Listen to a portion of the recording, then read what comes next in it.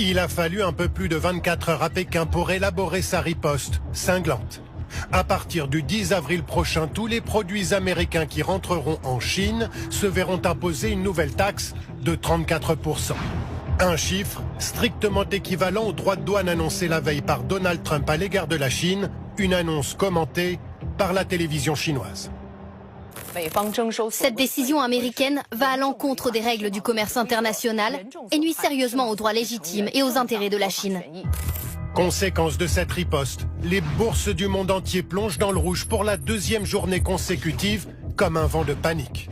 Les géants de la tech aux États-Unis sont les premiers touchés. Rien qu'hier, Apple a perdu l'équivalent de 340 milliards de dollars, Amazon 190 milliards et Meta, ex-Facebook, 130 milliards.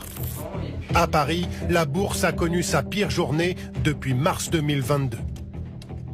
Donald Trump a pris la parole à 22h. Là, il a énoncé toutes les taxes qu'il allait mettre. Le marché s'est fortement cassé la figure. Donc là, on est vraiment sur un marché en totale déconfiture. Les traders sont sur les nerfs. On voit qu'il y a une agressivité, il y a une peur ambiante. Quand ça dévisse extrêmement fort. La spirale de la guerre commerciale paraît bien enclenchée. Les dirigeants de la planète sont à l'unisson. Tout le monde va y laisser des plumes, disent-ils, y compris la France. Dizaines de milliers d'emplois qui sont menacés. Au milieu de cette tempête qu'il a lui-même déclenchée, Donald Trump garde le cap. Aux nombreux investisseurs qui viennent aux États-Unis pour investir d'énormes sommes d'argent, mes politiques ne changeront jamais. C'est un super moment pour devenir riche. Le président des États-Unis contredit immédiatement par le président de la Banque centrale de son propre pays qui parle d'un risque de déconvenue pour l'économie américaine. Des manifestations sont en cours dans le pays et c'est rare, ça n'arrive pas tous les jours. Ça défile notamment à Boston contre ces nouveaux droits de douane qui entrent en vigueur aujourd'hui. Car ceux qui vont trinquer, voilà ce que disent les manifestants, ceux qui vont trinquer le plus fort, ce sont eux, les consommateurs américains, qui payeront leurs produits plus cher. On va du côté de Washington à présent, Antoine là. Washington où la manifestation vient de démarrer. Il y a déjà du monde autour de vous, Antoine ?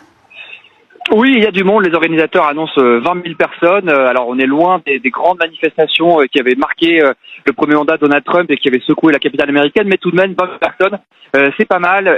Et des manifestations qui, il faut bien le préciser, est prévue de longue date avant l'annonce des taxes douanières par Donald Trump.